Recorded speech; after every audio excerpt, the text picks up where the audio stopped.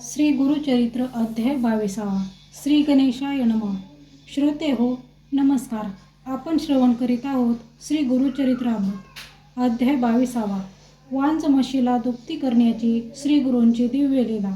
अध्यायाला सुरुवात करूया. नामधारक सिद्धमुनींच्या चरणांना वंदन करून म्हणाला, अहो योगेश्वर यतिवर्य, तुमचा जय जयकार असो. तुम्ही खरोखरच भवसागर तारक आहात. अज्ञानरूपी अंधकार दूर करणारी तुम्ही दिव्य ज्योती आहात. तुमचे चरण स्पर्श होताच मला ज्ञानप्राप्ती झाली. माझे मन परमार्थाकडे वळाले.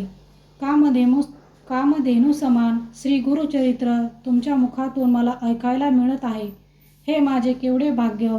तुम्ही मला श्री गुरुचरित्र सविस्तर सांगत आहात, पण माझे मन तृप्त होत नाही. आणखी ऐकण्याची मला तीव्र इच्छा आहे. श्री गुरु नृसिंह सरस्वती गाणगापूरला आले असे तुम्ही सांगितले. मग पुढे काय झाले ते मला सविस्तर सांगण्याची कृपा करावी. नामधारकाची ही एक इच्छा ऐकून सिद्धमुनींना अतिशय आनंद झाला. ते नामधारकाचे कौतुक करीत त्याला म्हणाले, नामधारका, तू खरोखरच धन्य आहेस. या जगामध्ये तू परमपूज्य होशील. तू मला जो प्रश्न विचारला आहेस त्यामुळे माझ्या मनाला सुद्धा परमसंतोष झाला आहे. तुला श्री गुरुचरित्र सांगताना मला अतिशय आनंद होत आहे. श्री गुरु नरसिंह सरस्वती गाणगापूरला आल्यानंतर भीमा अमरच्या संगमावर गुप्तपणे राहू लागले. त्या संगमावर अश्वत्थ वृक्ष आहे. ते स्थान वरदभूमी म्हणून प्रसिद्ध आहे. संगम प्रयागासमान असून तेथे अष्टतीर्थ आहेत. त्या तीर्थाचे महात्म्य अपार आहे. त्याविषयी मी तुला नंतर सांगेन.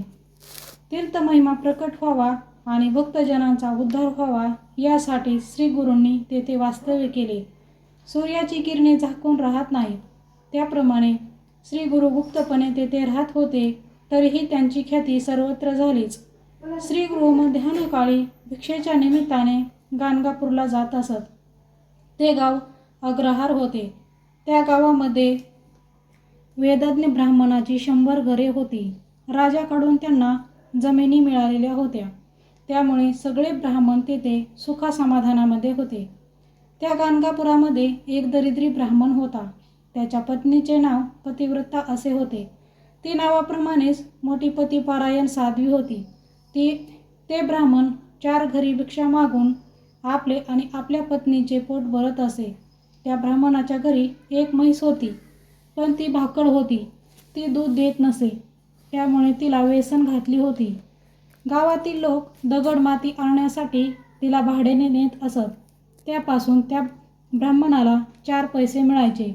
एके दिवशी माध्यान्हकाळी भिक्षा मागण्यासाठी श्री गुरु त्या दरिद्री ब्राह्मणाच्या घरी गेले. तो ब्राह्मण भिक्षेसाठी गावात गेला होता. तो ब्राह्मण दरिद्री आहे, पोटासाठी भिक्षा मागतो हे श्री गुरूंना माहीत नसेल काय. तो ब्राह्मण दरिद्री असला तरी सात्विक होता, सज्जन होता आणि आहे त्यामध्ये समाधान मानणारा होता. परमेश्वराला असलेच भक्त आवडतात. कृष्णशिष्टासाठी कौरवांकडे गेलेला श्रीकृष्ण दुर्योधनाकडे राहायला गेला नाही. तो गेला होता विदुराकडे. परमेश्वर भक्तीचा भुकेलेला असतो, श्रीमंतीचा नाही. म्हणूनच श्री गुरु त्या दरिद्र ब्राह्मणाच्या घरी गेले. माते भिक्षा वाढ असे तिला म्हणाले. श्री गुरु दारात आलेले पाहून त्या ब्राह्मणाची पत्नी गडबडून गेली. अतिशय दुःखी झाली, कारण श्री गुरूंना भिक्षा घालण्यासाठी तिच्या घरी काहीच नव्हते.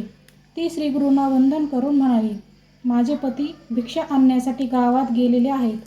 आपणास देण्यासाठी घरात काहीही नाही. आपण थोडा वेळ थांबावे. त्या स्त्रीची ती अतिगत पाहून त्यावर श्री गुरु तिला म्हणाले, तुझ्या घरामध्ये काहीच नाही असं कसं म्हणतेस? तुझ्या घरी म्हैस आहे, ती भरपूर दूध देणारी आहे. तेव्हा मला भिक्षा म्हणून दूध दिले तरी चालेल. काही नाही असे म्हणू नकोस. तेव्हा ती म्हणाली, महाराज, म्हैस असून नसल्यासारखीच आहे. ती भाकड आहे, ती दूध देत नाही. म्हणून आम्ही तिला रेडा म्हणून ठेवली आहे. ती कधी व्यायलेलीही नाही. म्हणून तर तिला वेसन घातली. माती वाहून नेण्यासाठी उपयोगामध्ये आणतो. मग आपल्याला दूध कुठून देऊ? तेव्हा श्री गुरु जरा रागानेच म्हणाले, तू खोटे बोलतेस. तुझी म्हैस दूध देते. जा आणि तिचे दूध काढून आण. श्री गुरूंच्या चरणांवर विश्वास ठेवून ती भांडी घेऊन दूध काढण्यासाठी गोठ्यात आली.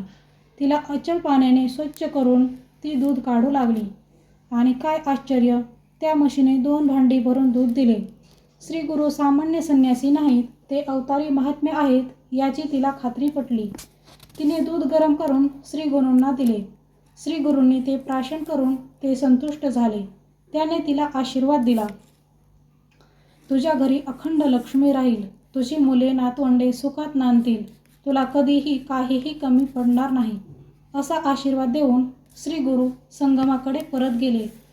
आज त्या ब्राह्मण स्त्रीच्या घरामध्ये आनंद ओसंडून वाहत होता. काही वेळाने तो ब्राह्मण भिक्षा मागून घरी परत आला. त्याला सगळी काही हकीकत समजली. तो म्हणाला, आपले दारिद्र्य गेले. श्री दत्त गुरूंनीच आपल्यावर कृपा केली. आपण आता त्यांच्या दर्शनाला जाऊया. ते दोघे संगमावर गेले. त्यांनी श्री गुरु नरसिंह सरस्वतींचे दर्शन घेऊन त्यांची यथासांग षोडशोपचार पूजा केली. त्या दोघांचे हृदय कृतज्ञतेने भरून आले.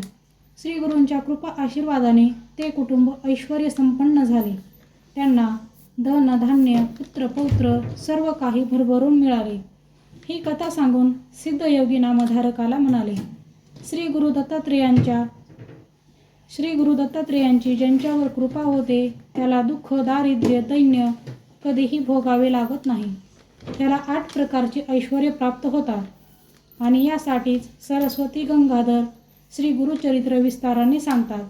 ते श्रवण करणाऱ्यालाही कधीही दैन्य दारिद्र्य भोगावे लागत नाही.